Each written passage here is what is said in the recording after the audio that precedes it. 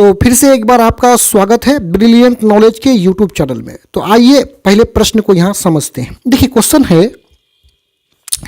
कि भारत को पहचान सकने वाली दृष्टि की आवश्यकता किनके लिए वांछनीय है। वांछनीय का मतलब होता है चाहने वाला है, और क्यों, इसको और डिटेल से समझिए। क्वेश्चन को ध्यान से समझिए आप। देखिए भारत को पहचान सकने वाली दृष्टि का मतलब होता है नजरिया। भारत को पहचान सके ऐसा दृष्टि, ऐसा नजरिए का आवश्यकता है।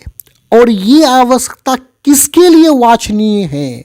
वांछनीय मतलब कौन चाहता है कि भारत को पहचानने वाली दृष्टि की ज़रूरत है, मतलब भारत को पहचानना चाहिए, भारत के अंदर बहुत कुछ है।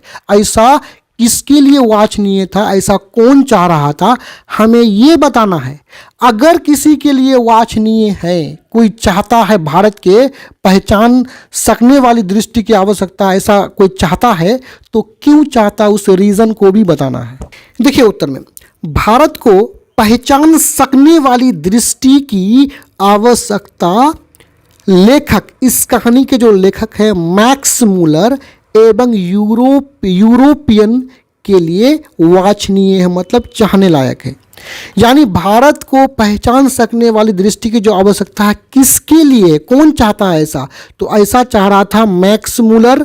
और यूरोपियन मतलब यूरोप के जो लोग थे, उनका कहना था कि भारत को पहचाना जा सके, भारत के अंदर बहुत कुछ है। अब ऐसा ये चाह रहे थे, क्यों चाह रहे थे उसको देखिए उत्तर में आगे।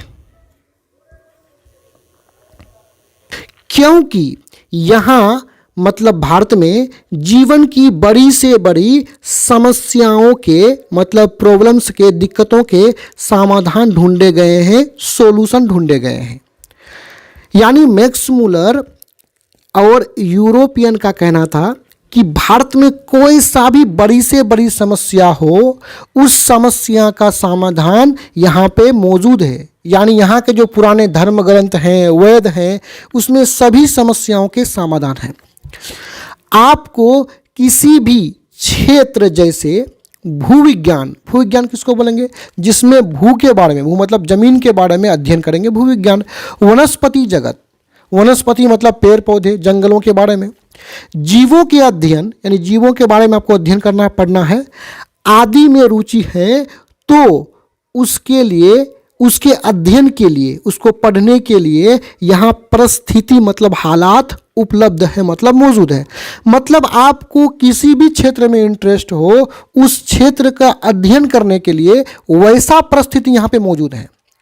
यदि आपको भूविज्ञान में स्टडी करना है, पढ़ना है, तो यहाँ विभिन्न प्रकार के भूमि मिलेंगे, कहीं पठार मिलेंगे, कहीं मैदान मिलता है, कहीं समुद्र मिलता है, तो आप अध्ययन कर सकते हैं। वनस्पति, अगर पेड़ पौधों की बात करेंगे तो आपको यहाँ बड़े बड़े जंगल भी मिल जाएंगे।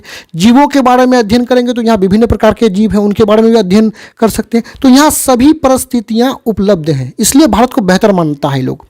आगे बोला कि यहाँ के अध्ययन से विश्व को लाभ मिलना संभव है। यदि आप भारत में यदि अध्ययन करोगे किसी भी विषय में, किसी भी क्षेत्र में, तो आप इसका लाभ विश्व को भी दे सकते हैं, विश्व के अन्य देश को भी दे सकते हैं।